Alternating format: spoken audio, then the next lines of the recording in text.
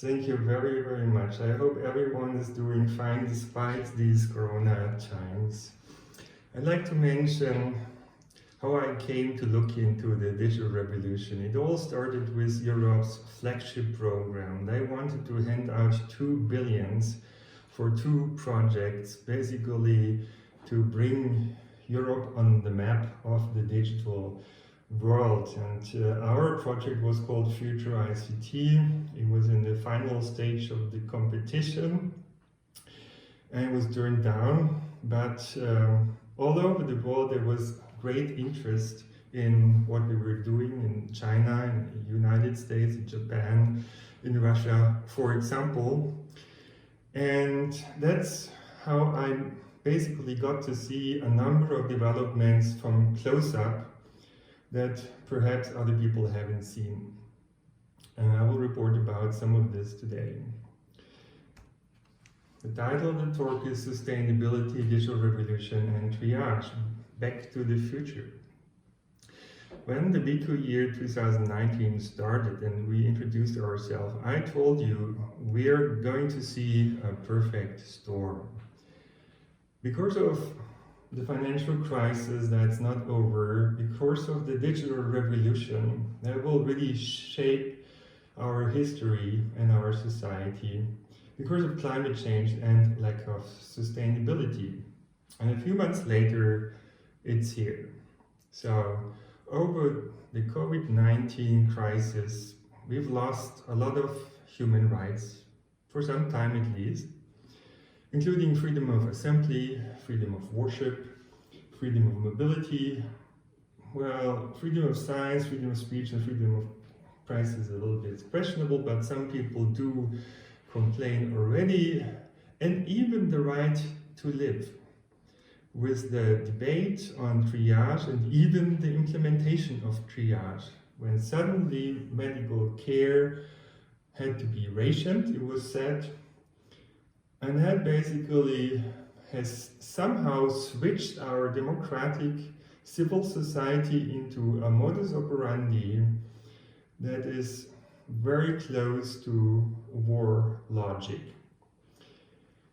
Now, behind the triage argument, there's often something that we call the trolley problem, and a lot of you may have heard about this problem. So the trolley problem asks the question, if there's a situation where not everyone can live on, so some people will die,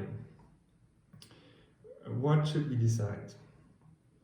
Should we just let things go, or should we kill certain kind of people, a minority of people? And if yes, who would have to die? Is it grandma or the unemployed?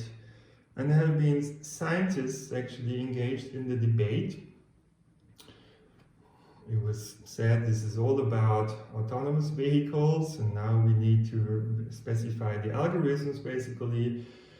But in the meantime, I hope everyone has understood that this debate was of a much bigger nature.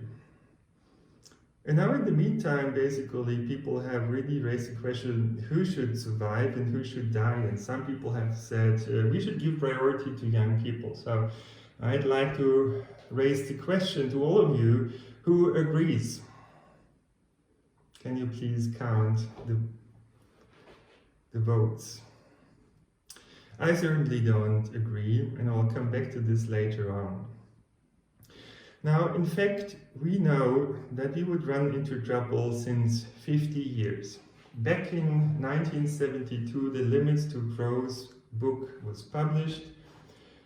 A few years later, Global 2000 was also published, a report 2,000 pages long that was basically trying to predict what was the fate of this planet and of humanity. And here are some of the curves of the original simulation. The issue is that they didn't manage to find a scenario where the world population stabilized. Instead, there was always a breakdown of the economy and also a collapse of the population. And if you look at the black curve, then you see that's the Black Death in a sense. This curve skyrockets. If you look at services per capita, it means the economic situation, and basically it turns down around, well, that seems to be 2020. And also this is where the black curve basically starts to rise. It means the number of deaths is not anymore going down, but it starts to go up before it then will skyrocket in the middle of this century, according to those predictions.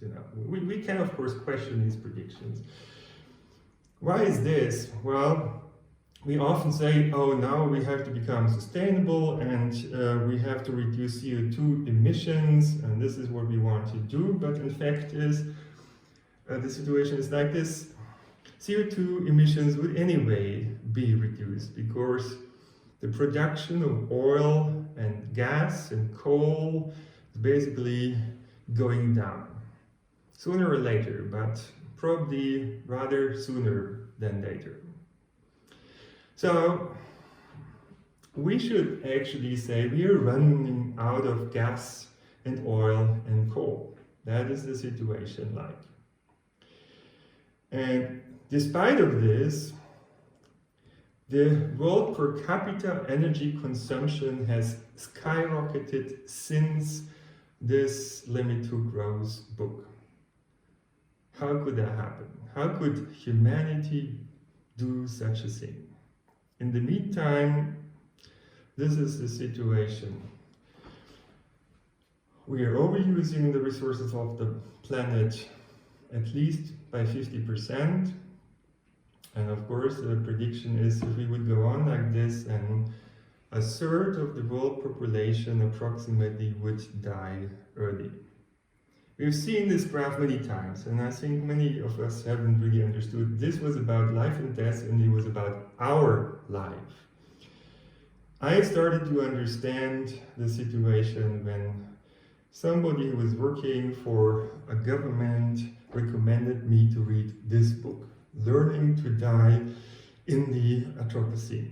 And in fact, what happened in the past when there was something like overpopulation, and this time it will also be combined with digital automation, with AI and robotics. So we don't need as many workers anymore. In the past, this has always ended in wars or revolutions.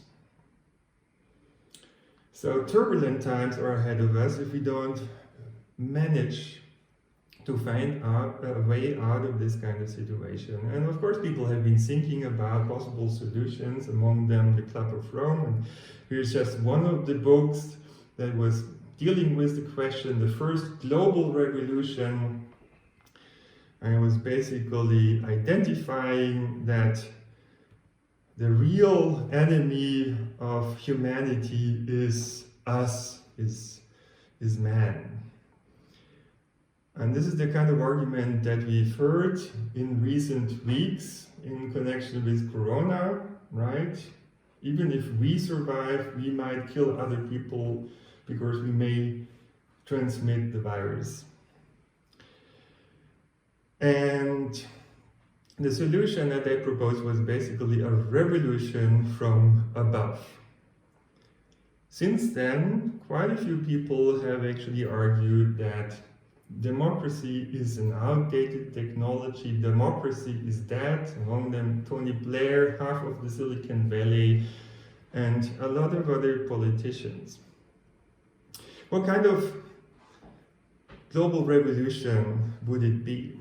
Well, what if it was the digital revolution? You have all heard from Edward Snowden that secret services are accumulating huge masses of data about everything and everyone. This basically has created an age of big data, where in just 1 minute there are 500,000 Facebook posts, and a lot of data is basically coming in all the time, and we'll go into some detail just to give you an idea of what is really collected about us. You have probably no idea. There are many excuses or reasons to do this. Some say we need to save the world and that's why we need big data. Some say it's for security reasons, and others say knowledge is power or data is the new oil. That means there are many reasons to collect data, and it has basically brought us into a new system that some people call surveillance capitalism. So the principle here is basically to collect as much data as you can and then find applications for this data later on. What kind of data is this? Basically, if you go shopping, this data is being collected. If you move around, tracking is of course being done since a long time. Even if you turn off the GPS sensor, your social contacts, your files that you store in the cloud, your Gmail is being read by algorithms. When you read books electronically, you're being read. I mean, how much time do you spend reading what kind of books and what comments do you make and what are you interested in?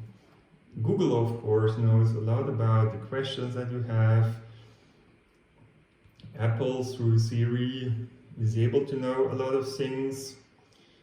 YouTube is certainly also evaluating what you're doing as part of the Alphabet Google consortium. And also, you may have a smart TV. Why is it smart? Because it's collecting data about you.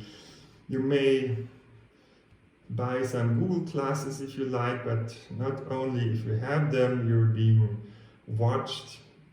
If you have this gaming station, if you have a robotic cleaning service, if you're using this kind of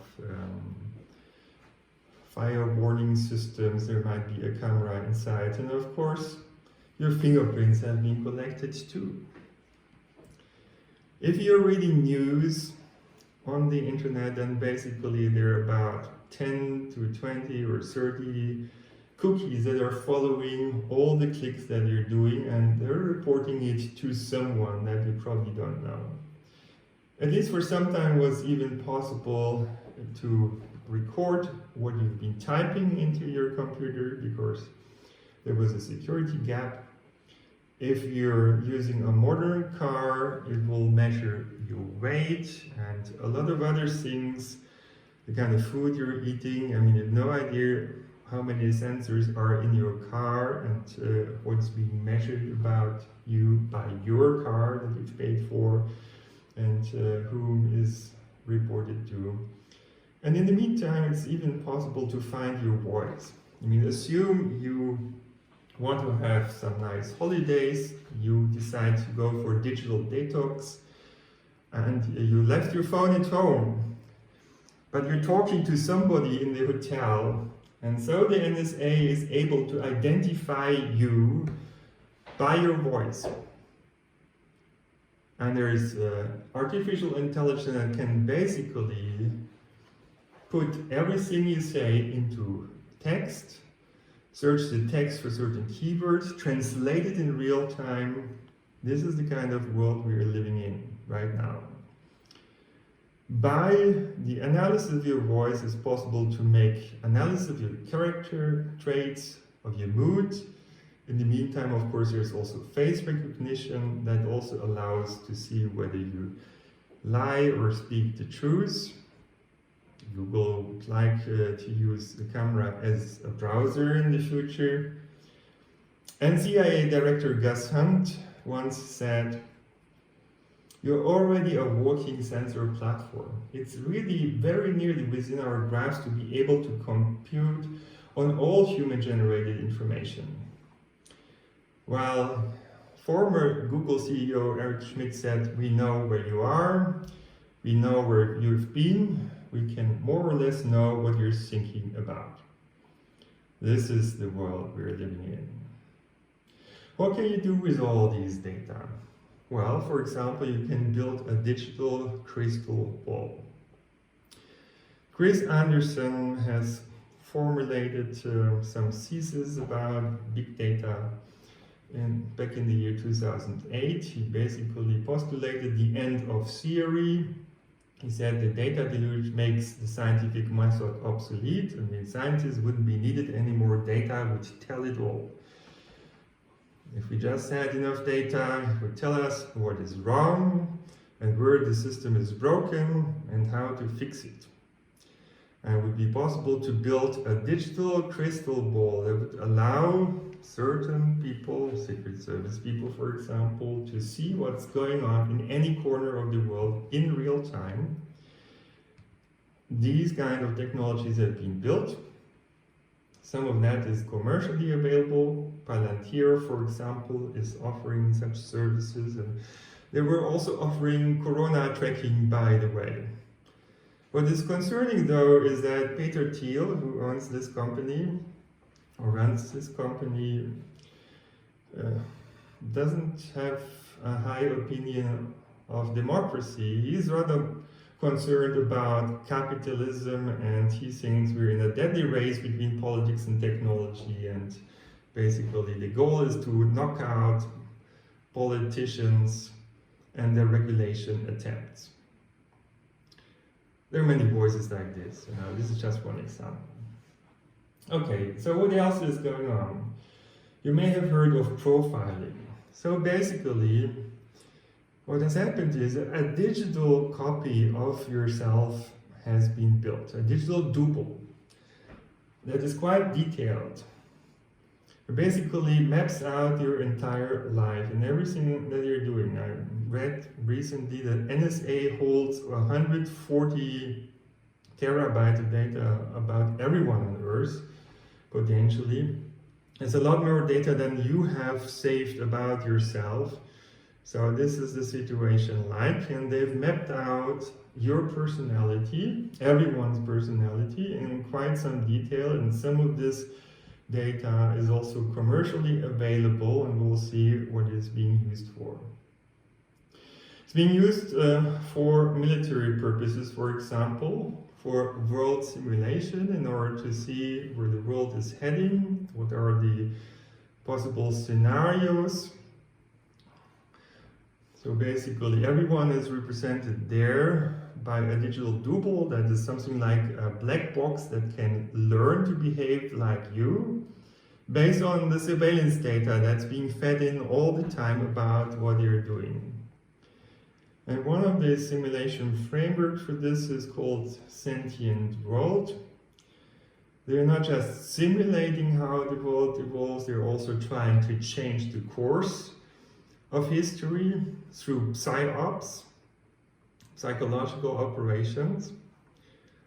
So we're being psychologically manipulated all the time, and the attention economy is part of the concept. So basically, now some people say the shortest resource is actually not money, at least for many people, but it's attention.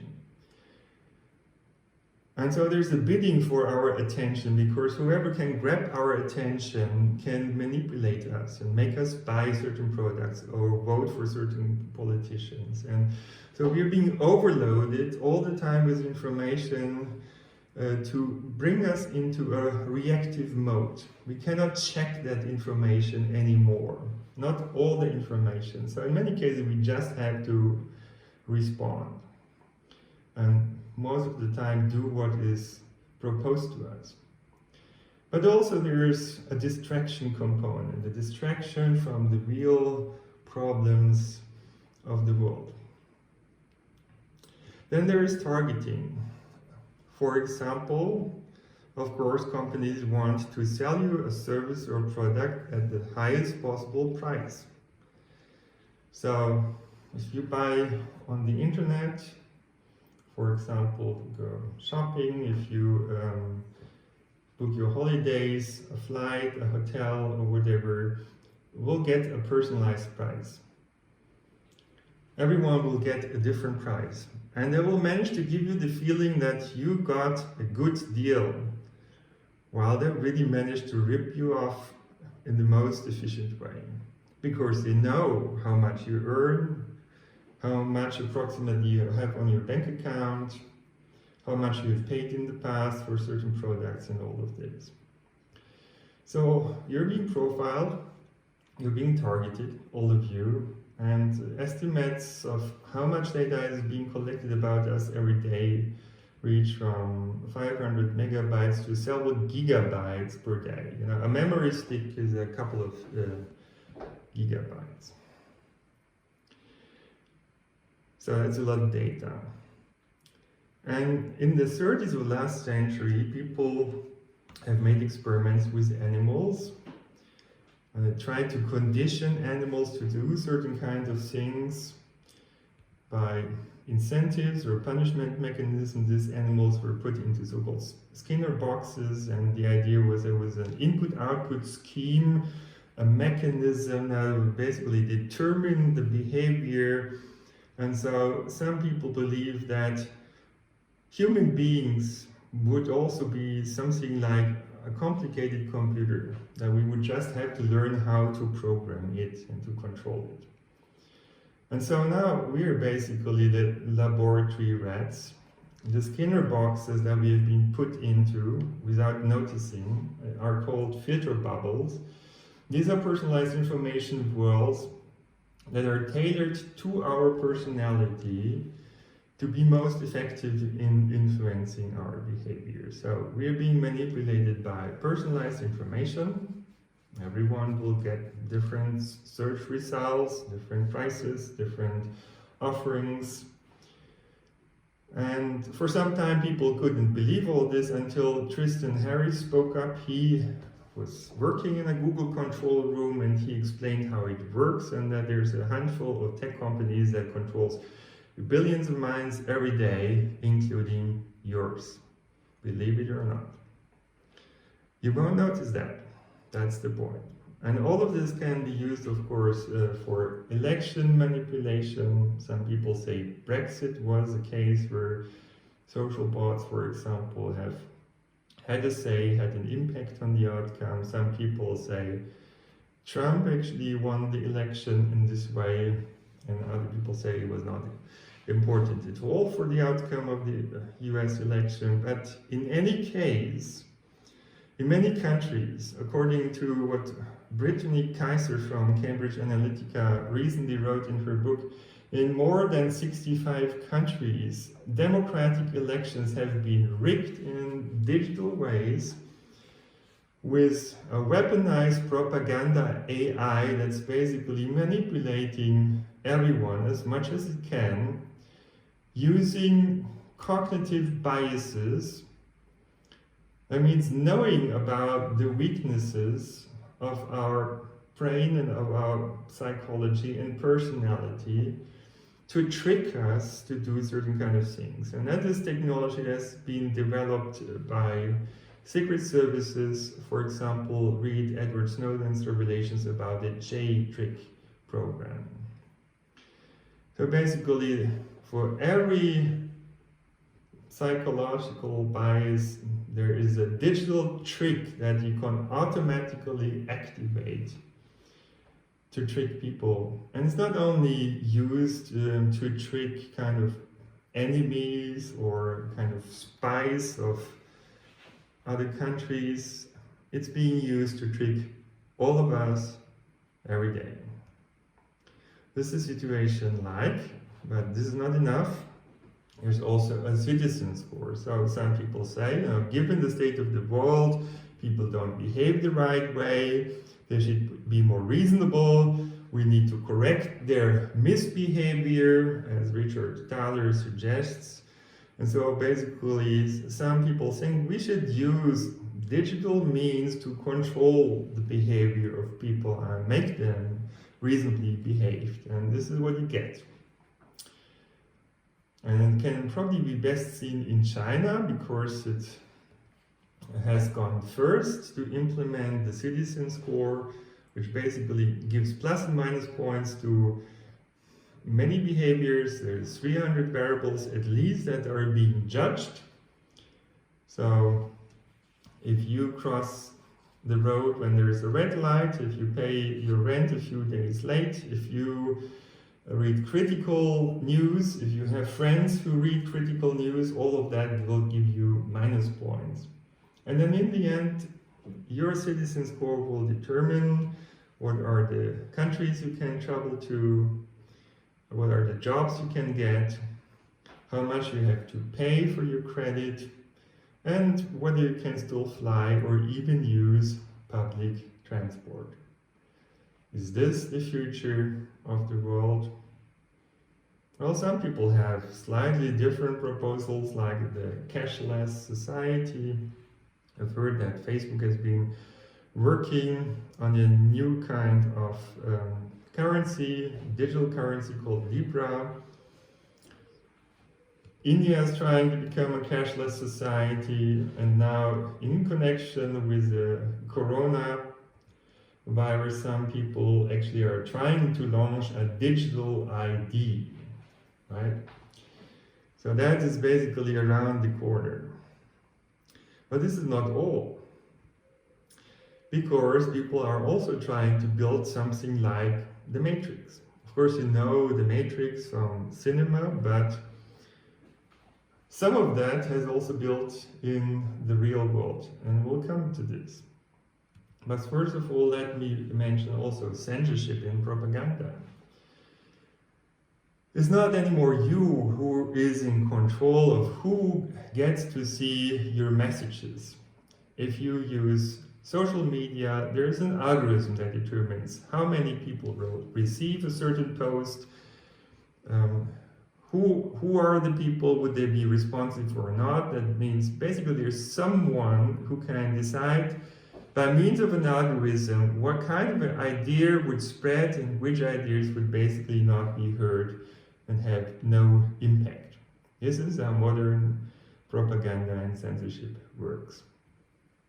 I'll show you a couple of examples also from my own experience, so you have an idea of what I'm experiencing in these days. So for example, I sent a file, digital trends to worry about, to a friend, and this friend got the message: this mail seems to be dangerous, and downloading was disabled. So I couldn't even send that document. Here somebody wrote me, again your email ended up in my spam folder, and then I asked him what was actually the message about, and it turned out it was a link to a newspaper article, a serious newspaper, and this article was about can Google soon determine whom we would vote for. I mean, this is about election manipulation. Apparently they didn't want this thing to spread. Then just a few days ago, I had a contribution published in PC Welt. Es geht Ihr Leben. It's about your life, or it's about life and death. It was discussing this problem of triage in the digital age. And 2 hours later, they took it offline again. Here, another example, I was video recording a talk about big data and AI, implications for human dignity, something that doesn't really seem to be that sensitive, but as you can see down there, basically the mail scanner has detected definite fraud in the website YouTube. That means the link that I sent was being warned off.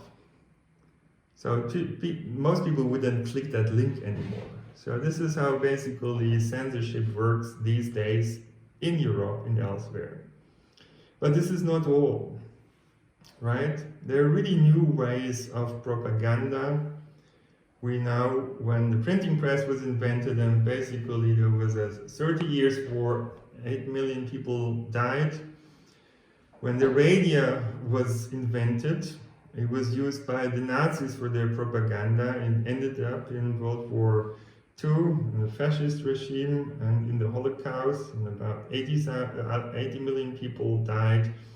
And now we have this personalized kind of information that makes it very difficult for us really to detect fake news. And we've ended up in something like a fact-free world, a fake news world, a fake world in a sense. Because now it's possible to create voice recordings with your voice saying anything that somebody wants you to say. People would not be able to discover that this was fabricated by someone.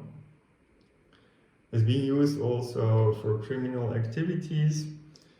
Also, it's possible to change faces in real time while you're watching a YouTube video. That has also been demonstrated. So we cannot trust movies anymore. We cannot trust pictures anymore. We cannot trust anything. And it's being used also to change history, as Brexit shows. Now, this is not all, unfortunately. We're basically entering times where mind reading becomes a possibility. I heard from a manager of Facebook that they have certain kind of caps that they put on the heads of people that allow to read out 150 words per minute. But things go even further, because it's possible to put nanoparticles into body cells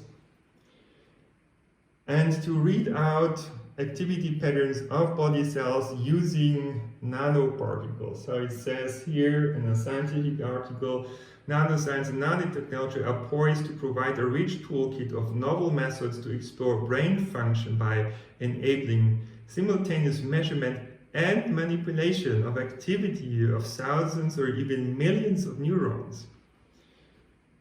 So imagine an EEG that has 1 million measurement sensors, what you can basically do with it. Can you read people's minds? And in fact, that is the goal, human brain indexing. It's on the way. And the next stage, according to some people, is Neuro capitalism. That means, while in surveillance capitalism, companies would know what you think, what your personality is, what your weaknesses are, what your desires are. In neurocapitalism, they can even write ideas into your mind. That would be a possibility, and you should maybe read Miriam Meckel's book, Mein Kopf gehört mir. It's my head. And if you think that is all of dystopia, then no, it goes further. There's something that some people call apocalyptic AI, and some people are really trying to upload brains of people, brain contents to the internet, to have a living digital copy, an AI that has your personality basically, and then could live there forever and control all sorts of machines, robots in other words. This is being called human-machine convergence, and there's some people who say in the future we will not be able to distinguish between man and machine anymore. Our successors will be machines, and the side effect of this would be that humankind would disappear. I mean, a lot of things to discuss about, apparently, so I'm looking forward to our debate later on. And people are also working on something like a digital god, something that some people call the Antichrist system. But anyway, digital god this is something that has properties that we would usually give a god, such as omnipresence, omniscience or science, omnipotence, ability to change things in the world in many places, intelligence, and to be an emperor over life and death. And all of that people are working on. And in fact, there was even a Google engineer who registered AI as a new religion. So some people think we should worship an AI system, a super intelligent system that knows everything better than we do. So we would just have to do what that super intelligent system tells us to do. Elon Musk was pretty shocked and said that's not a good idea at all. Also because that system would probably have the ability of digital policing. People say code is law, that means algorithms determine increasingly what is possible and what not. It's not anymore politicians, it's programmers that determine the new laws of our society. And with systems such as pre-crime, people who might do something bad in the future would be identified. Doing something bad is not just stealing a car or burglary or killing somebody. We'll see that later on. The worry is that these kinds of systems have an error rate, that means false positive rate, of 90-something%. That means there's a lot of room for arbitrariness. And now these kinds of systems are being used to hunt down the invisible enemy, the coronavirus. Benjamin Netanyahu has decided to use an anti-terror technology to identify people who got the virus and the people who have been in contact with them, no matter whether they're healthy or not. And in Chechnya, people with the coronavirus are even being treated like terrorists. And this is how far things got. And by the way, the citizen score doesn't only exist in China, it also exists in the Netherlands and probably some other countries too. And if you want to know where things are heading, then really read Edward Snowden's news about the Karma Police program. So this is not about policing criminal behavior only. This is really about policing your behavior altogether, judging the value of your personality for society, judging your interests. If you watch the wrong movies, if you watch porn movies, for example, if you listen to the wrong music, it will get you minus points. This is how it works. So it's basically judging thought crimes, you know? And it's reality. These systems are around, and software can easily be transferred from one country to another one overnight, and the data to use it on is available everywhere. So I think it's about time to speak up. Because also, when resources fall short, these systems would take decisions about life and death. That was the beginning of my talk, right? In connection with autonomous vehicles, a huge, monstrous debate was launched about what person would an autonomous vehicle kill if it was not possible to save everyone.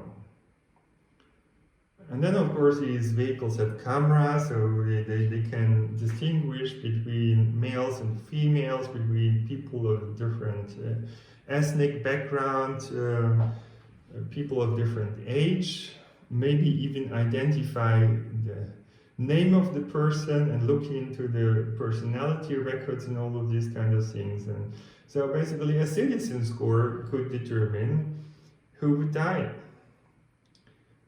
There have even been people working on computer-based euthanasia. This is how far it got. And if you're saying these are just a few crazy people, and we don't need to care about it, then you should read this article in the MIT technology news. Doctors are using AI to triage COVID-19 patients, and the tool may be here to stay. Now recall, for example, that Kant the father of enlightenment, wrote his masterpiece at old age. Van Gogh had low social status during his lifetime. Mozart died poor. Beethoven was almost deaf when he wrote his Ninth Symphony. Degas and Toulouse-Lautrec were handicapped. All these people created some of the greatest cultural masterpieces in the history of humankind. Just assume that we would take something like wealth, health, age, social status or so to judge who would live on and who would die. We would have lost some of the most valuable achievements of humankind. Is a new kind of fascism on the way? That's a question that we should certainly debate. I think it's about time to say stop, to push the reset button, and engage in an entirely new paradigm of the digital revolution, Digitization 2.0 as I call it. A digitization which is not based on control and manipulation, but on digital empowerment and coordination. So when it comes to this life and death situation that we may be in, maybe we shouldn't think in terms of a trolley problem where we would have just two choices or not really an acceptable alternative rather than some people have to die. Maybe we would have to build a new track, a new system. Maybe we would need a new economy. And we could build that with the digital tools that we have today. Wouldn't we have the obligation to build a new system in the situation we are? Well, a lot of people would probably agree. As some people are trying to force a systemic change. For example, von der Leyen or also Merkel now want to cut CO2 emissions by 55% in just 10 years. You probably didn't pay too much attention to it and think, let politicians do it and, companies basically give us the products to buy. But have a look at these numbers over here. So how do you really cut 55% of CO2? If a lot of that comes from industrial production, food production, from commuting to work and back, from heating, well, if China, United States and the EU wouldn't exist, then yes, we would have saved 55% of CO2.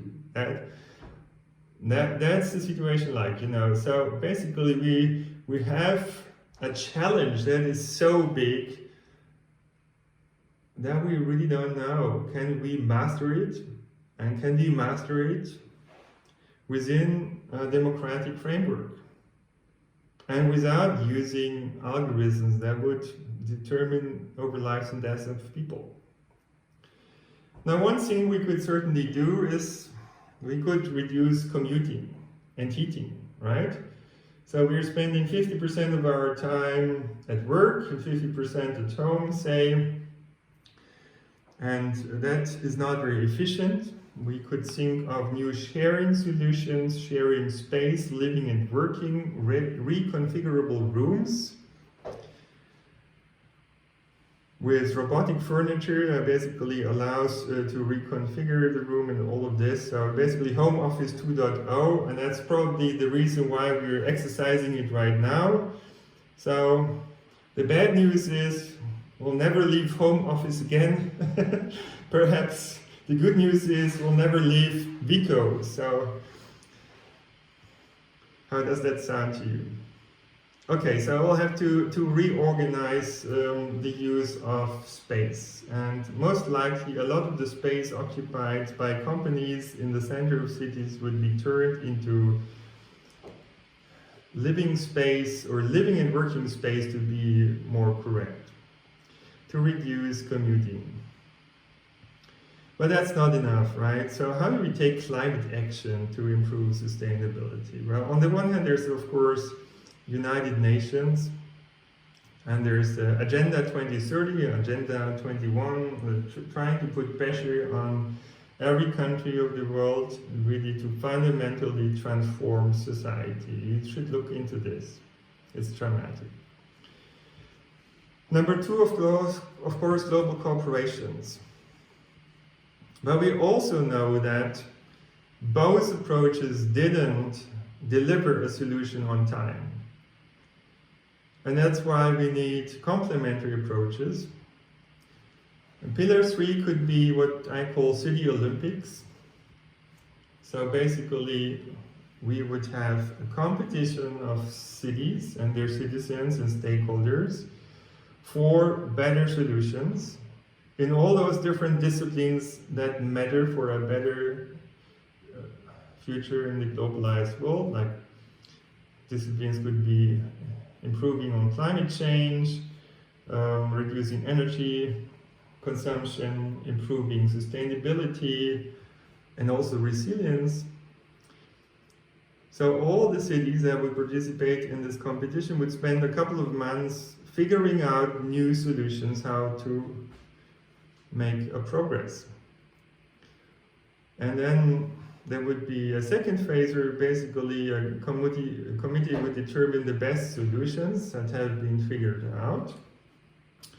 Those solutions would be open source and Creative Commons. I mean, any city could take any of those solutions that was created, and companies could take them too and develop them further, combine them with each other. So basically what would be possible would be to unleash collective intelligence globally, and also to unleash global action, right? People could really engage to make a contribution to a more sustainable future. So that would mean a new globalization paradigm that I call localization, which would mean to think global, to act local, however, and diverse, to experiment, to learn from each other and to help each other.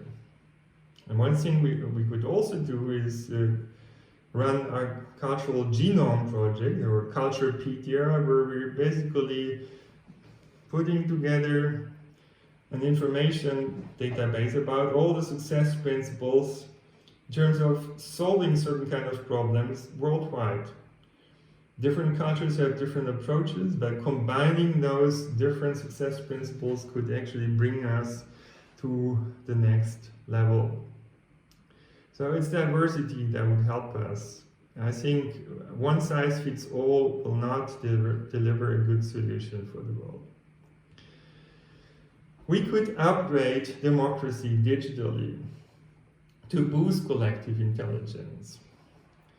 And that means we would have to learn how to bring the best ideas of many minds together. That certainly requires platforms that don't work like Facebook, where there are battles about certain kind of ideas all the time, and who produces more noise basically wins the battle.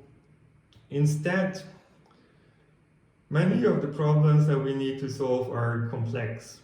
And complex problems can only be understood well if we look at them from different perspectives.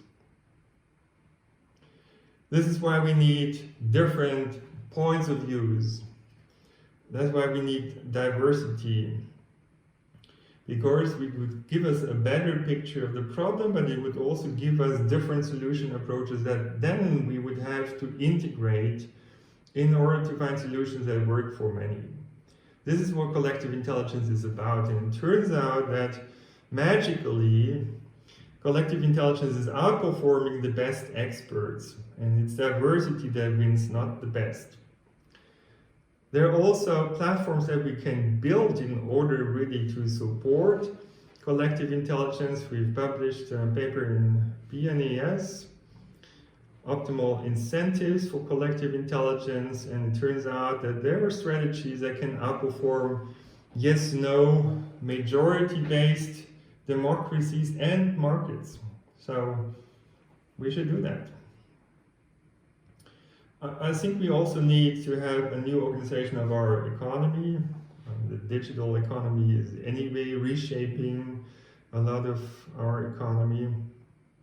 But we would need to unleash the power of combinatorial innovation and allow us to combine different inventions, ideas, and products. So this is basically the classical approach to the new world. Cybernetics and synergy put together would produce cyber sin, but that is basically a control room for an entire society or for the entire planet. Some people call it even a war room, where all the information is coming together and then military-style decisions are being taken on what to do, and then it would be rolled out globally.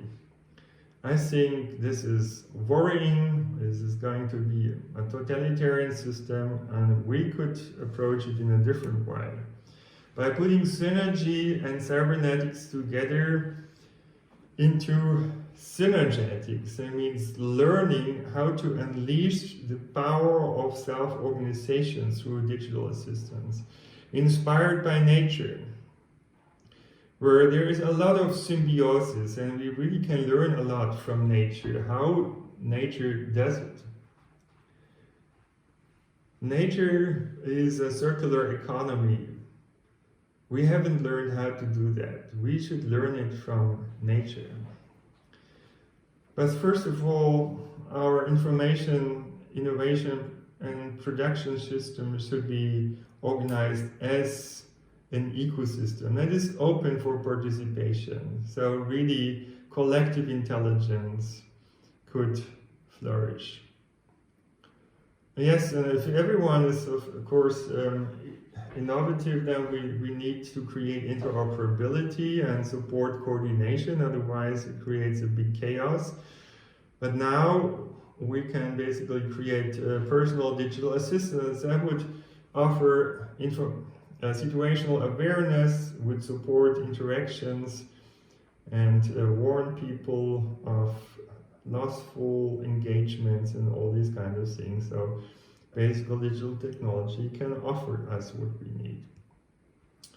I want to illustrate that through a socio-ecological finance system that we call Fin4, and how participatory sustainability works. It is clear, if you want to master the challenge we're in, then what we need is a circular economy and a sharing economy. Then resources of the world could be enough for everyone, and we wouldn't have to take these life-death decisions. But how to build it? We couldn't build it through regulation. That turned out to be too slow and not flexible enough. Well, and then there are so many goals like prosperity, sustainability, health, education, culture. And how to consider them? Well, at the moment, the economy and also politics increasingly is more and more based on optimization.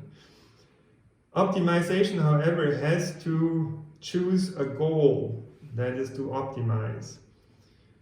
And it's a one-dimensional function. And basically, the complexity of the entire world is being mapped on a one-dimensional function to be able to identify better or worse solutions, to make this comparison. And this one-dimensionality is, of course, also embedded in our monetary and financial system, but it oversimplifies the world and only gives limited control possibilities, I would say. It creates hierarchies, it creates ups and downs, and many other things. But supply chains today are very much of this nature. They're linear and hierarchical in tendency. But if we look into how nature organizes supply chains, for example, if we look into a metabolic network, and it looks like this. Not hierarchical or linear at all. There are loops in there. And in fact, take our body. We don't have to control every little thing that happens in our body because a lot of this is based on self-organization principles. And Our body works wonderfully because of feedback loops in our body. But there are many of them. It's not just one control quantity like money. It's not just water that matters. It's carbohydrates, it's proteins, it's vitamins, minerals. All of them have different feedback loops that all run at the same time. That allows for a multi-dimensional control rather than a one-dimensional. At the moment, every one of us is basically throwing away 50 tons of garbage in a lifetime. This includes a lot of valuable resources, including cars, boards, tables, computers, smartphones, and so on. These are resources for everyone, if we just manage to reuse them well. Well, I think we could do that. Of course, we would have to totally reorganize supply chains and our economy, but it would become possible by the use of the Internet of Things that allows us to measure the impacts of products and services and our behavior on the environment and on other people, and then give feedbacks, multiple feedbacks.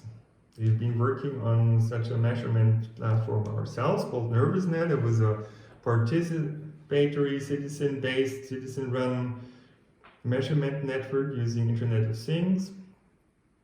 And the idea was that together we would be able to map noise and CO2 and other externalities like the spread of poisons, but also materials that we could reuse, and good things like education and health. All of that could be mapped out locally in a privacy protecting way if these systems are built well. And then the number one principle would be to increase positive externalities, to reduce negative ones, and to ensure fair compensation. And such a multi-dimensional incentive system can now be built, for example, with digital currencies such as Bitcoin that can be created and coupled to the different measurement processes that would determine what needs certain kind of feedback. So rather than enforcing a change of our economies through heavy regulation, we would introduce new additional forces into our economy to support self-organization and in fact co-evolution towards a circular economy and sharing economy. Because there would be incentives not only for profit maximization, but also incentives for social engagement, for environmental engagement, for cultural engagement, and for many more details that we could separately control through these different currencies, measurement-based, and through these feedback loops that would be enabled. We've been working on this with many students, and as you can see, are very excited about saving the world and bringing in their own ideas. And just to illustrate a little bit more that a multidimensional system really makes a difference, assume 3 people who would all pass on 1 unit of their currency to another person. Then, of course, nothing changes. There's no benefit in doing such a thing, right? However, if you do that with a multi-currency system, then you can get from a situation where everyone has an unbalanced portfolio into a situation where everyone has a more balanced portfolio. So there would be an incentive to engage in this. So multiple currencies would make a difference. They would allow to control complex systems more successfully in more dimensions, and even allow for the design of self-organizing systems. So what I want you to ask is, be a game changer. It's really urgent. This is about life and death, literally. And we need to reinvent our economy and society, otherwise it will not end well. We have to replace the current system, that some people call a monopoly kind of system, probably best seen in the digital world, into something that I call socio polis, I mean, something that is networked with creating symbiotic mutual benefits. So what I want to say really is that network effects can make all the difference. Combinatorial innovation, I mean, information ecosystems could really largely benefit the economy. Collective intelligence could upgrade our democracy and boost thriving society, and multidimensional real-time feedback, as I proposed it in the Fin4 system, could really help to come up with a more sustainable economy. That means a society in harmony with nature. It's hard to believe, but I do think it's possible, and we need to learn it now. We do experience a transition from a component dominated to an interaction dominated world. So there is the potential for this. And the success principles for a complex digital world, for the future world that we'll live in, I think would be co-learning, co-creation, coordination, cooperation, and co-evolution. So are you ready to enter a new world? That's it.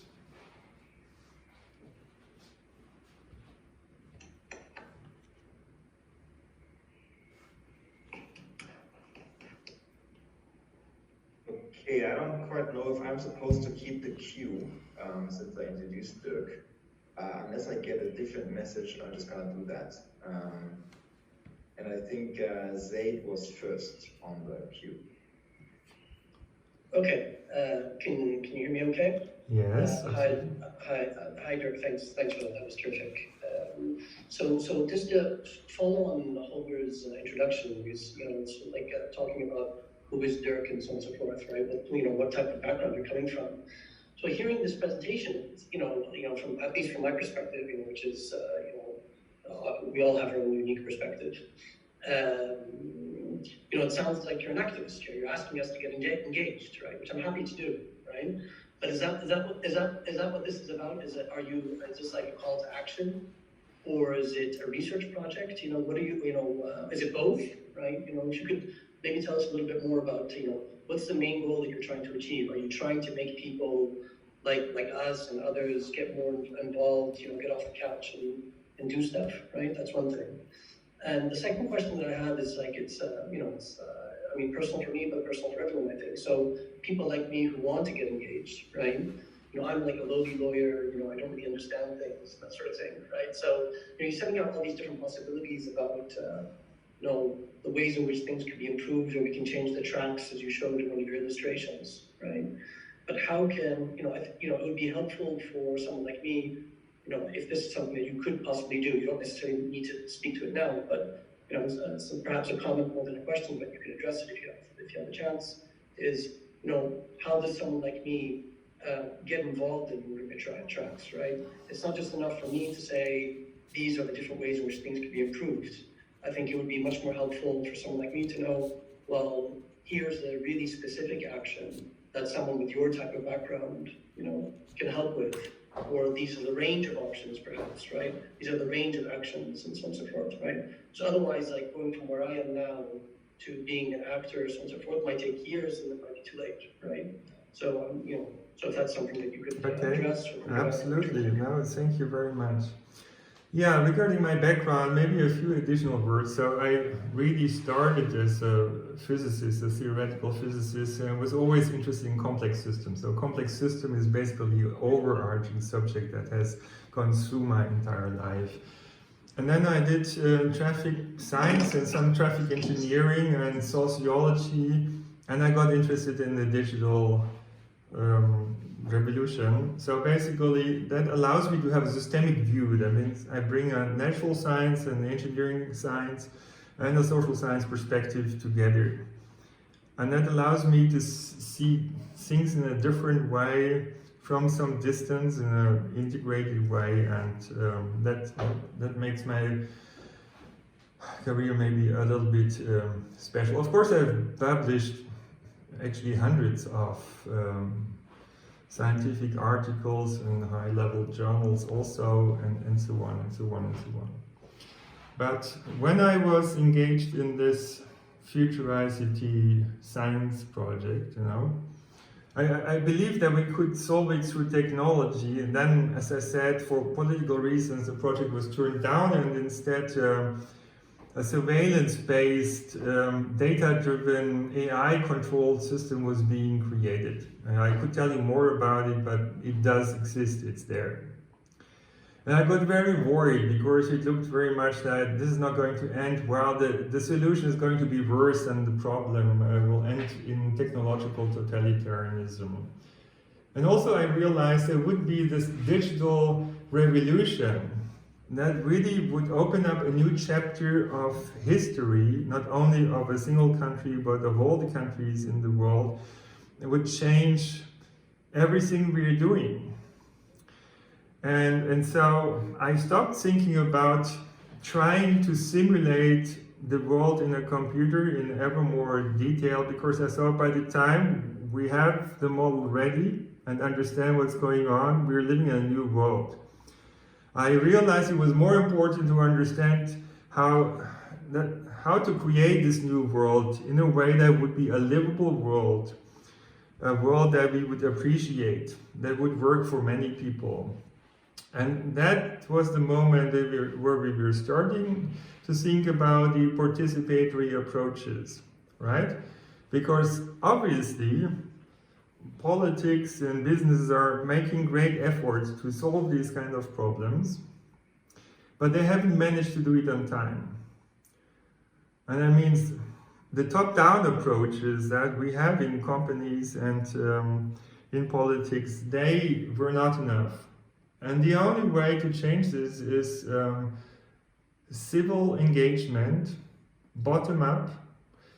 And we were looking into ways how that could work, like the digital democracy concepts and the City Olympics and all these kind of things are basically new formats that would allow people who want to engage to contribute something to a better future. It requires suitable frameworks. And of course, also you can do a lot of science over there in order to work it out in detail. But yes, I do think as scientists, if we realize that it's not going to end well, we'll have to say that. We have to inform politics and society, and we also need to start engaging. And in social science, that is not untypical at all. Okay, so what can you do? I think what we really urgently need is a new paradigm, a new way of thinking.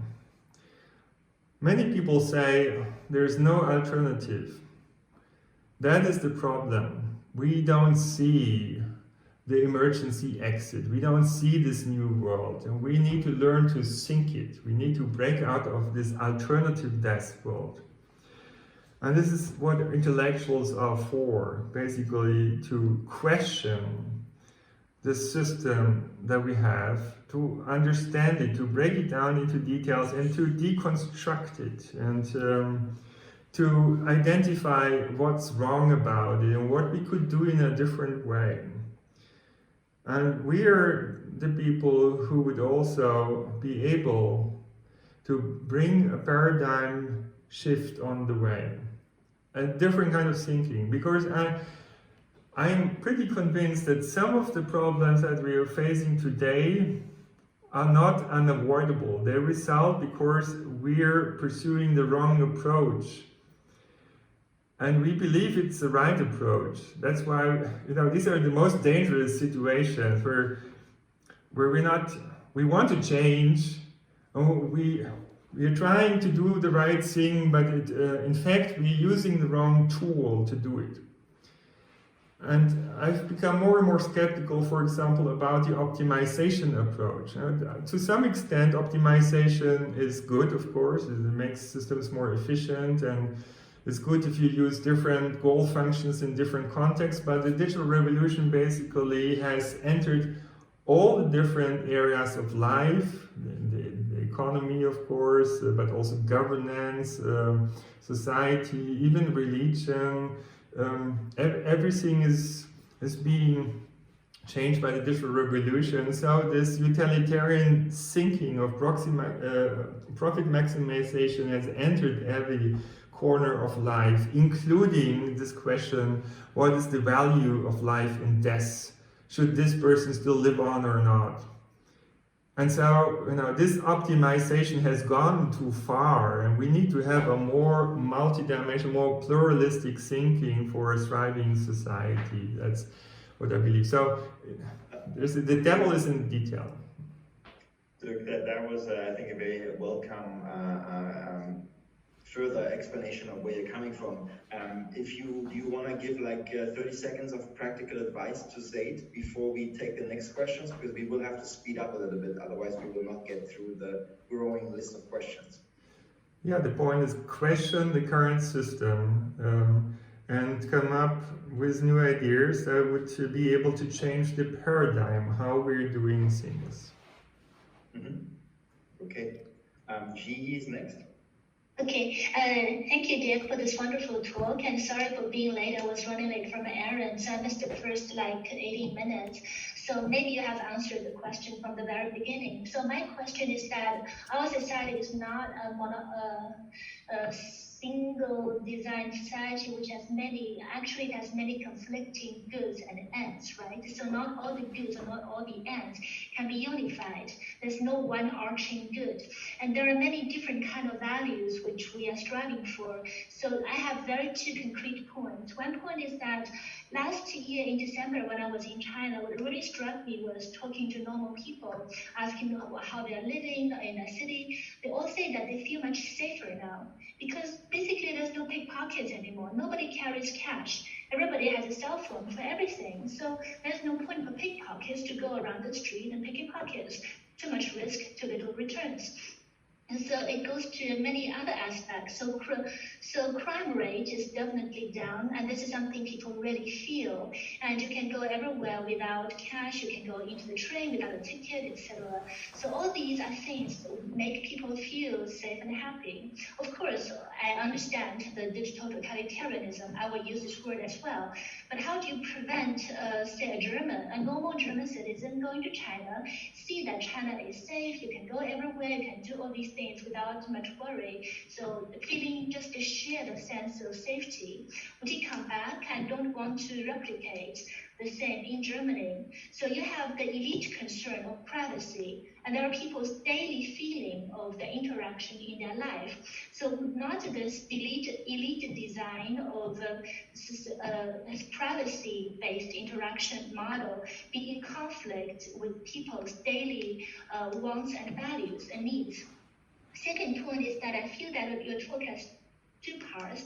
The first part is about digital surveillance. The second part is about ecology, general design of society. But the second part, when your proposal was the Internet of Things, that entails a lot of tracking and also a lot of digital surveillance would not be in conflict, the first part.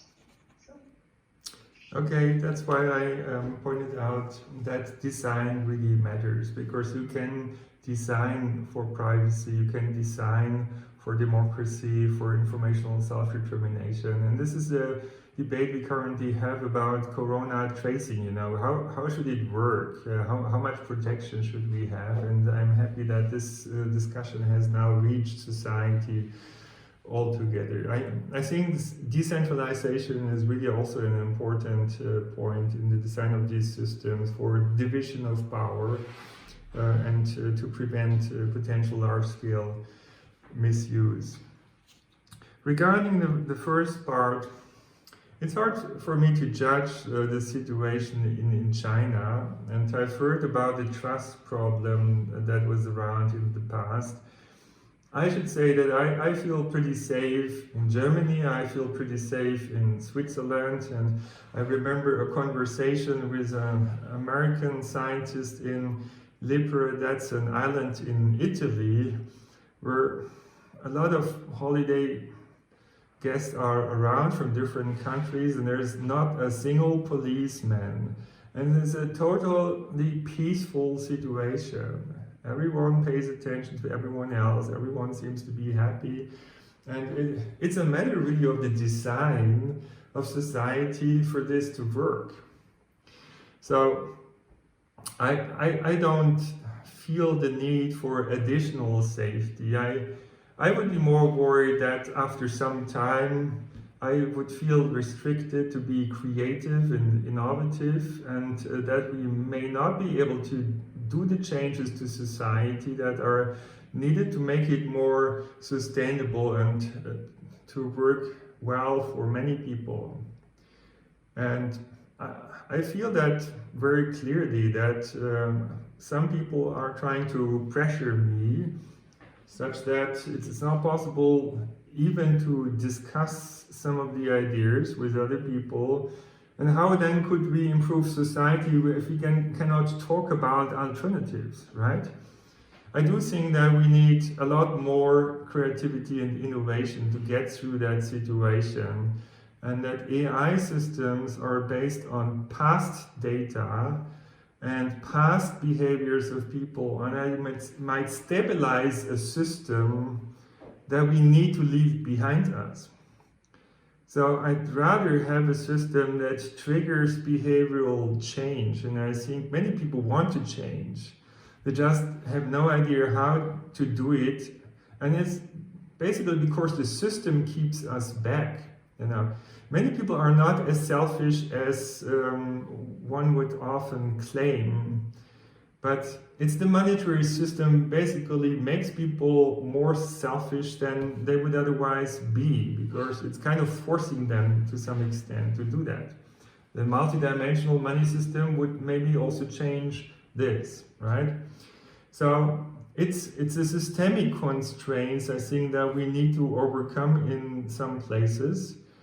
And for this we need to question, and if those people who question a system are being pressured, people will stop questioning the system and will have most likely a safe but boring and in the end terrible time. That's what I'm afraid of, At least I would really recommend that not everyone in this time in the world does exactly the same thing.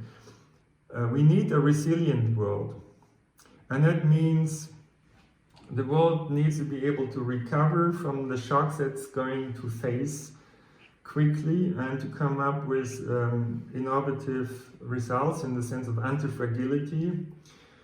And resilience requires compartmentalization and decentralization. It requires diversity. It requires digital assistant. It requires participation.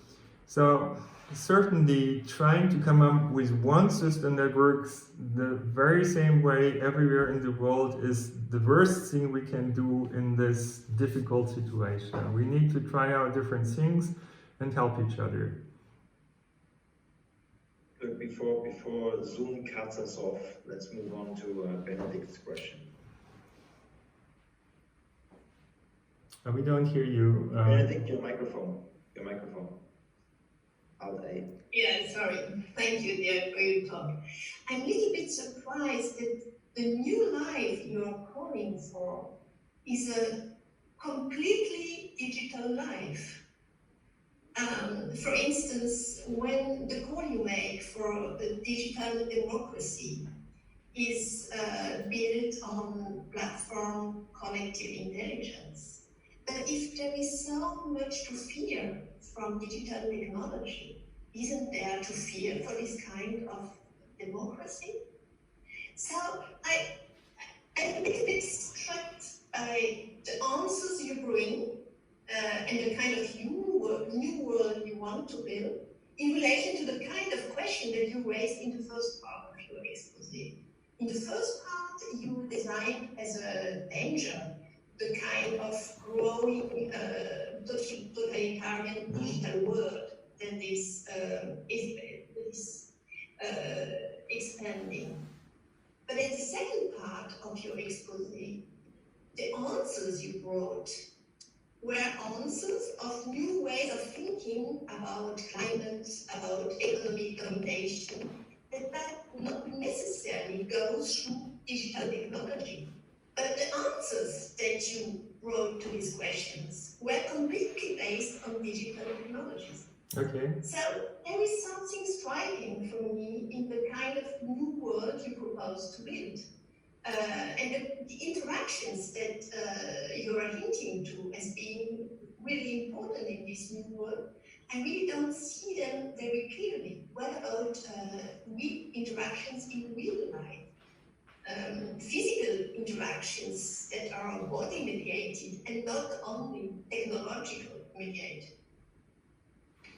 I think this is an important point that you're making. I would never say that everyone now has to go full digital. I really believe fully in this pluralism approach that we need different approaches and see what works well, what works for us.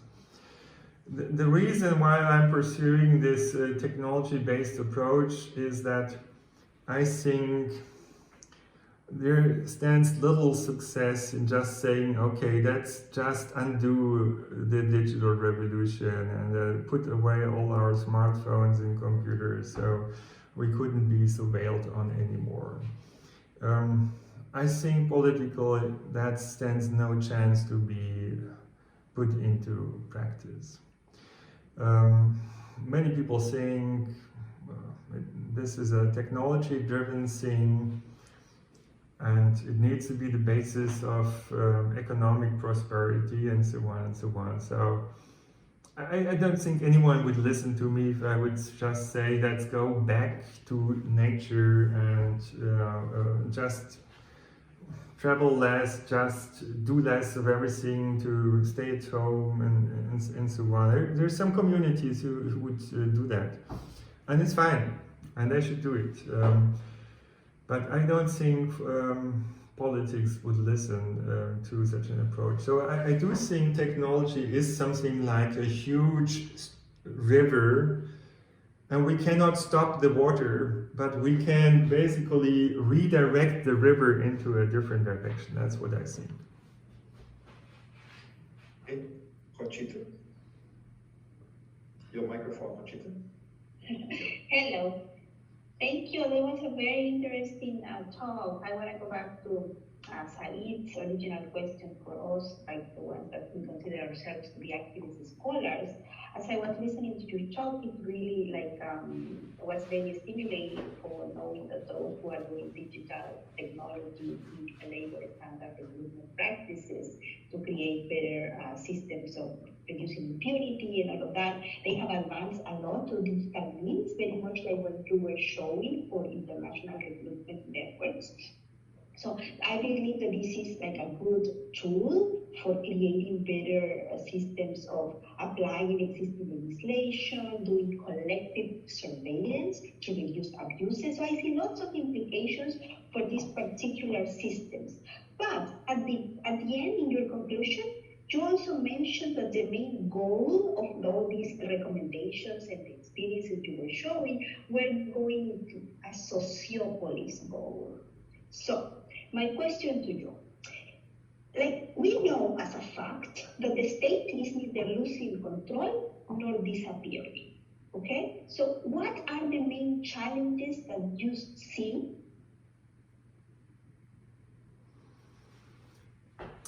When I was talking about both in democratic societies or in totalitarian dictatorial states. So what are the parameters that are needed to create a smooth transition in state-society relations that account for both systems of implementation that are democratic, that may allow for this collective intelligence surveillance for the common good, and how this is going to be displayed in states that are more totalitarian. So if you are looking this big picture in trends from what your observations of your career, what are some tips that you can give those who are activist scholars in very different milieus? Because the milieu I work is very different than the one that Said works.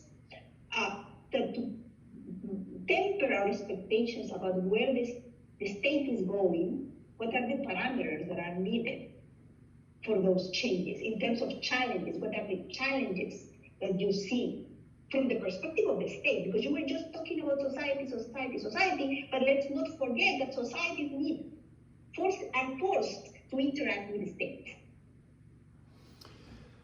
Okay, so I think that historians can make a big contribution to the debate, because a lot of the framework of our society today and what you call the state has historical roots, and some of them reach back for hundreds or even thousands of years. They become part of our operating system of society, and in many cases we are not even aware of it and how it works in detail, including, by the way, the monetary system. Most people don't look carefully into how it works, but it's I believe, one of the biggest problems that we don't have a better monetary and financial system. Anyway, so this is one part. We need to look into the history of this and make us aware of things we have always assumed to be a natural part of our life, but are changeable. And we haven't even thought about it. Now, the times we're in, unfortunately, are pointing towards more totalitarianism worldwide. That is a natural thing to some extent for any transition of society. You know, we've seen the transition from agricultural to industrial society, and from there to service society. Now we'll see the transition to the digital society. Now, what happens is that people feel that something is different, something is wrong, something is changing that makes them very uncertain about the future and fearful to some extent. And politicians also feel very uncomfortable because they notice they're losing control. And that losing control just means the shift is happening, and we should let it happen. Because we cannot stop it, we have to go through it. It's like a birthing process of a new historical age. We cannot stop it, we shouldn't stop it, we should just support the process. But we don't know enough about this process in the future to support it easily. So what happens in many cases is that the political reflexes are, the system becomes unstable, we need to stabilize it. And then, you employ more police forces, and you have armed polices basically to stabilize the system, so suppress the change. And this is what we're seeing. We have seen that in history many times. Well, what happens then is it basically scares people, it reduces diversity and pluralism, that reduces innovation, societal resilience, and collective intelligence. I mean, it makes things worse. And then things get ever more critical in society. And in order to stabilize society, then you need to have an external enemy. Somebody else is being blamed, a scapegoat. And that either leads to kind of internal revolution or a war. We should just do the opposite. We should not try to stop the change. We should try to stay easy about it and realize, okay, it's happening, and we will soon live in a new world, but hey, that will be a big adventure, and we should look forward to it and see what we can contribute to that change. Because if we suppress the change, it will end very badly according to historical experience. Okay, Rainy? Rainy? Yes. Your microphone, yes. Thank you, Dirk, for terrifying us so very thoroughly. I have a skeptical question from the standpoint of a historian of science and technology. At only one point in your talk, when you were describing airport surveillance systems and mentioned a false positive rate of 90%, did you suggest that there was a gap between the rhetoric of all of these systems and their actual performance? Given that almost nobody who is advancing the interests of these systems, certainly not companies like Google, certainly not companies like Amazon, certainly not security agencies of governments, or even scientists who are in the funding sweepstakes. Nobody has an interest in performing independent tests that test the actual performance levels of these systems. What grounds do we have for thinking that they will work as they either promise or threaten to work? Cambridge Analytica boasted that they changed the results of the US election. To date, nobody's seen any proof of the efficacy of their algorithms. So just a skeptical question. Okay, I mean, the problem of false positives is well known, and people hope that it would change with big data. If you just had enough data, then basically the measurement accuracy would go up, and finally we would see everything exactly as it is. But it turns out that now the data always has context, and there are problems like ambiguity and so on and so on. So there are many articles that say that false positive rates are at least above 60%, but in many cases it says above 90%. And the article that I showed also contained information that there were 40 officers that were basically sorting out false positives in order to stay with the remaining cases where they think it was really a terrorist, right? So it's a combined approach between AI and people. But now suppose you would change these selection criteria. Rather than 40 people sorting out a false positive, you would just have 20 people or 10 people sorting out. And there would be a lot of more people labeled as terrorists. Same thing if you apply it actually to suspected corona infections. You know? There would be also a lot of false positives. Now, if you have this false alarm, then basically somebody is to decide how to use that kind of information. And you can say, okay, let's drop this case. This is not relevant for us. Or you could decide, oh, we have to do something about it. And then the question is, how does the system handle it? Would it basically apply more strict criteria to, for example, people who think critical about the system, intellectuals, people in other countries who would basically engage for democracy, you know? I mean, you could use the false positives basically to discriminate against certain kinds of people if you wanted. And who is going to stop it? There's no transparency.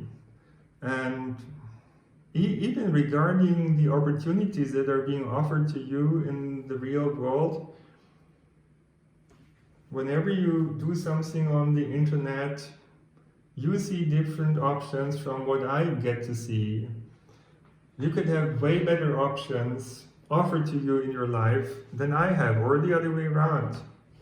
There is nobody, no civil society, no political body, no quality assurance that makes sure this is not being misused against certain kinds of people. That's what makes me worried. I think we need to have algorithmic transparency. Okay. Marco? I can't hear you. Thank you. Thank you, Dirk. I have actually two questions. One is more historical, one is more, say, contemporary. The historical one is, I would like to have your point of view. When you presented the idea of the AI wanting to turn us into a digital, immortal digital self for ourselves, that our brain that will survive ourselves and will continue to rule the world. Actually ideal for Putin and Xi Jinping, I think. I remember when I was at MIT, so it was middle of the 80s, and I had a lot of work, a lot of discussions with AI people, like Minsky, US and so on, or with neurologists. And there was a debate about that because the AI people said that AI, that is intelligence, is a function, and so we just have to abstract the functions and transfer it to a hardware that works better, longer, doesn't need to be fed except by electricity than ourselves. And the neurologists were saying, no, intelligence is not a software, it's a software which depends on the hardware. That is, it is the way we are intelligent in this way because we have a brain that is made in this way. And you just can't abstract the function of the brain from its hardware and pretend that it works somewhere else. Of course, the war, at that time, the main question is how to give expert systems or AI system common sense knowledge. And there was a person who was doing a project trying to code the whole Encyclopedia Britannica into data to have it accessible by the system. So my question is, what do you think about this dependency of the software from the hardware? And in general, and not only, of course, for AI. The second question is more related to your work. I'm very sensitive to what you are saying and actually follow this debate of, I would say, people who sincerely and seriously want to save the world in a good meaning. I don't mean in the apocalypse gurus. I mean people who really think how to give this world another perspective. I know more the French reality because I've been there, and I must say these people are more biologists or ecologists than physicists like you are. But my question to many of them, because I heard many of the questions, I mean, you raised many of the issues that I had already heard, although you gave them a different perspective, is well, what is all this for? I mean, again, unless you manage to maybe make a party and win elections and implement your program, your words, I don't mean all of yours personally, but the word of many of these people, they just are words in the vacuum, and they stay there. They have the merit of being accessible, but there are too many data accessible. So how do you go from we should do this, we shouldn't do that, or we have to do this, or the society should develop this model rather than the other one, to let's make it? And actually that's a little bit back to the question of Said and Hostil about how to turn all these precepts and orders and commands and ideas, many of them are very creative, into reality. Right. Thank you.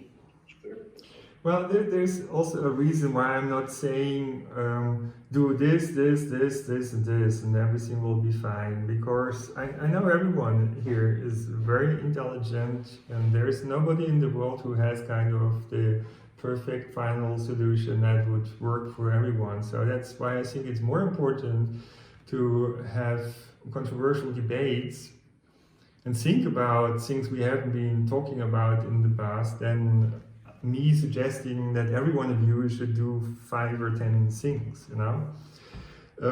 I do believe, however, that our potential to change society is much bigger than most people realize, and particularly in these times, because our society is not in a stable state anymore. And that means, while in the past a single individual couldn't make a difference, it wouldn't change the system. Now, as the system shifts, as we are at the tipping point, a single individual could make a difference.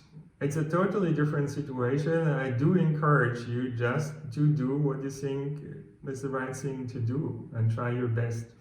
I know in my case, there are a lot of newspaper journalists from different countries asking me about many things all the time, and so that creates visibility and change in the way of thinking of people and politicians and so on. I know that science and political institutions are reaching out to me to hear my opinion, including the United Nations, and so I certainly think that I have some impact, and you would certainly also be able to have quite some impact. So that is this part. The other thing is about artificial intelligence versus intelligence. I'm very concerned, in fact, that in this data-driven approach to society, everything that is not of quantitative nature or of measurable nature would be just dropping out. As I've written in this piece for the BICO on the cold paradise. Like, things like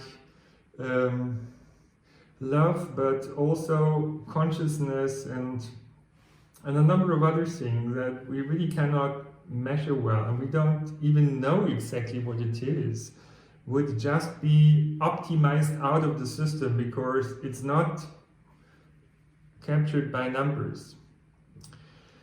And so regarding consciousness, I really think that a lot of people who create artificial intelligence systems are falling prey to a wrong belief that what they're creating is really intelligence, and I don't actually believe that.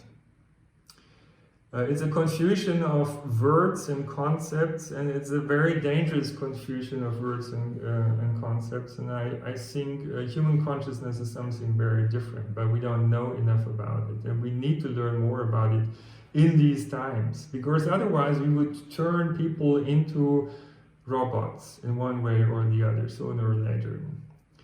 That is an important point, and that's why I think psychologists, philosophers, theologians have to talk more to engineers and people who design this kind of system, make them aware what is missing in their concept, and that what they're building may be something interesting and something powerful, but very different from what they claim they're doing.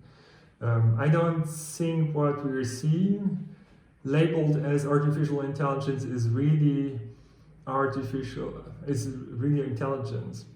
But also we're not seeing all the systems that exist. For example, in the meantime, there are systems that combine Internet of Things, global measurement networks, with 5G information transfer, with quantum computers and quantum AI. And these are apparently extremely powerful systems that could, as I said, in perspective also interfere with our thinking and behavior. And we really need to know what is the state of technology and what are the upsides and downsides. Not even I feel informed enough about all these kind of things, because a lot of this technology is labeled secret for military or business reasons. Okay, let's hear from one other real intelligence, Luca. Thank you very much. Can you hear me? Yes. I had the impression that your talk consisted in two different halves. The first was, let's say, apocalyptic, and the second one was more prophetic or utopian. And in the utopian half, you praised group intelligence, collective participation, diversity, pluralism, etc. Now, everybody would agree on this, but you have been now since September member of an intelligent group, let's hope, of a group diverse and of a group that participated in each other. Now, could you give me one example of how this intelligent group might have affected you and might have affected the talk you have just given? Or did you give the same talk that you could have given a year ago? Did this, let's look at the whole thing as a kind of experiment. Has there been any impact by the intelligent group in which you have been participating for the past month, or has there not? Yes, of course. And so I've been in touch with a couple of people who are maybe more close to the digital technologies, and we've been discussing about the societal implications of the technological developments and what was around the corner, like the kind of semi-totalitarian scenarios that we've seen in connection with the COVID response measures, right? And I'm pretty sure that has raised awareness of a couple of people. Some of them have also joined my private salon activities over here in the center of Berlin. And again, on the other hand, it has reflected back to me. The talk I've given today have certainly worked out specifically for today, structured it differently, and taken on board some of what has been moving me in the context of the RICO community. You may remember, not only did I raise the questions that I was now talking about in the beginning, but also when the COVID thing came up, I told everyone, or asked everyone, please don't just look at the health implications of COVID-19, look at the political processes that would now happen, because I knew in part what will happen. And I wanted to raise awareness to look into those things while everyone was kind of focused on life and death questions, was scared. I wanted you to have a more open perspective to look into those things that were happening on the sidelines and in the background, because I think these are the much more interesting developments than what you read on the newspaper. So I do hope that it has made some people think about what was going on and why, because what is going on and how you sell it to the people politically, this can be two different things. It's clear that our society has to change, and some people are just taking this as a COVID situation as an opportunity to justify some changes that they would have anyway made because of the sustainability problems that the world is facing.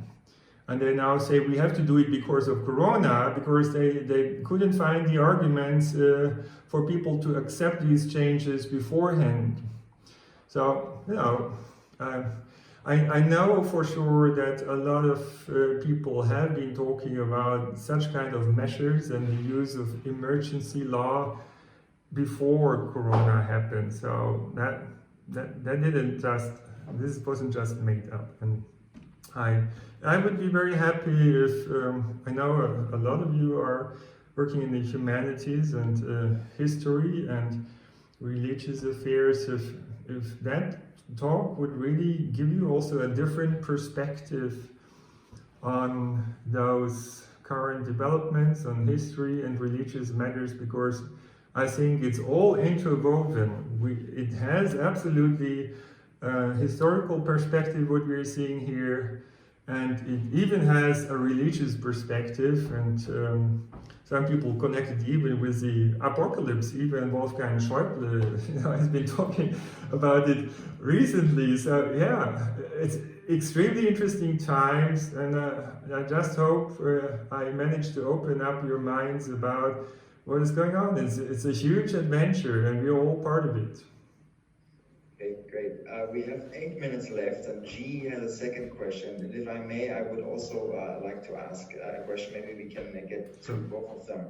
Mine hopefully will be very quick. It relates to the two parts of your talk. And I've watched a couple of your other talks, and I did see some evolution to other talks. And the question I'm particularly interested in, the problems, I think we see them very, very well. And the question is, what is the solution? And as I understand your solution, you are envisioning a decentralized system. But to which I then think, well, we have a decentralized system already. I mean, part of the threat is coming from centralized governmental surveillance systems. But part of the problems you've described is private companies, they interact in various ways. In fact, one of the concrete proposals you had for a solution, interoperability, is actually a way that could presumably only be somehow centrally imposed or centrally designed. So the question is, how do we move from the present type of decentralized system to the other decentralized system that you have in mind? What concretely has to be done? And doesn't it have to go through some central switch, so to speak, be it by regulation, laws, or whatever? Yeah, I think what we'd like to see, rather than control and manipulation, is empowerment and coordination. There's a hell lot of data about every one of us, but we don't even have access ourselves to this data. We cannot make more out of it, even if we want it. That should be changed by really establishing informational self-determination, and that requires an additional platform on top of that data lake that has been created. That can be done, and I'm very much pushing for this. I do think that we would have digital assistants to help us to coordinate while we are creative and innovative, so we wouldn't step on each other's feet so often as in the past. But as I said, I think we should choose a decentralized architecture of this. And even if we want to have interoperability, that doesn't have to be in a centralized way. We could have kind of some intermediaries that are kind of matching information for us, or parts of information, so nobody is in full control of all the sensitive information. And it's more complicated, I agree. That's why it takes more time, and people prefer to choose the quick and easy way that makes money more quickly. But I think we need to spend this extra effort over here. So digital assistance, digital empowerment, digital coordination seem to be the keywords to me. Great. So by now I see another question has popped up. So G, if you make it quick, then we can have the last question by Zaid also. G, your mic. My question is tied to yours, Holger, and possibly the answer would also be related to the previous one. So my question is also tied to the disparate parts of the talk. The first part about the dark side of technology, mind control, manipulation, etc. Second part is about trust, cooperation. In the era that people believe in mind manipulation through big data, how do you avoid such conspiracy theories? How to build trust between the population and the government? I think transparency is really important to build trust. You know, I would want to know what's being done with my data. I would want to know how do the algorithms work that manage our world today. I mean, obviously I couldn't read them all, but if we would have algorithmic transparency, then some people, some scientists, some people from the Chaos Computer Club would look into this and figure out if there was discrimination built into that algorithm, and then complain about it. So that would be fixed. I think we need to have feedback loops, and the best way to do that is through transparency. And what is lacking also, from my point of view, is really a more fair participation in all these digital means. Companies are amassing a huge amount of data about every one of us. It's our data, and what do we get for it? Basically a few results to our search queries. They could really offer us a lot more.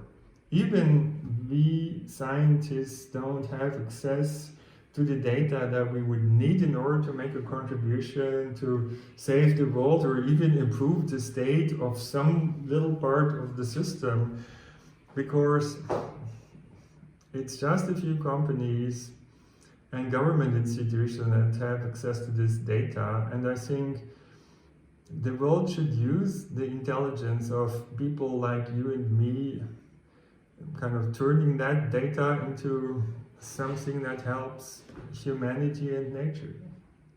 Great. Zaid, last question. Okay, hi. So this is a detail, I'm sure, but how does the collective anonymous fit into your story, into your narrative, into what you're talking about? I mean, they get a lot of attention in the media, possibly because they have a cool name and a cool logo. But is there anything more to it than that? Can you say something about it? I'm not sure I got exactly the question, but... The collective anonymous? Oof. I don't know who is behind that actually. So,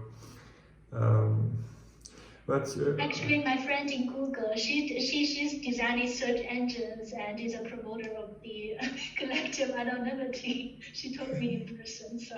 Okay. Well, the CIA is now coming for her. Well, hopefully not. But you know, I think what certainly we can also do as a collective is try to do research into what's going wrong in the world and why, and the network of interests that is behind those things. Takes a lot of search to put all that information together and to understand why things work as they do and how it can be changed. So I'm certainly trying to get my own overview of what's going on, which is sometimes difficult and time consuming, but you know, if there was a collective of people who would be looking into what's going on in the context of this digital transformation that we would also want to have a say on, and we would certainly get a much better picture of the situation and what would be the opportunities. Great, excellent. So of course after this talk I'm not sure we will ever see Dirk again, but thank you now, and hopefully we'll be back next week. All right, thank you so much. It was interesting.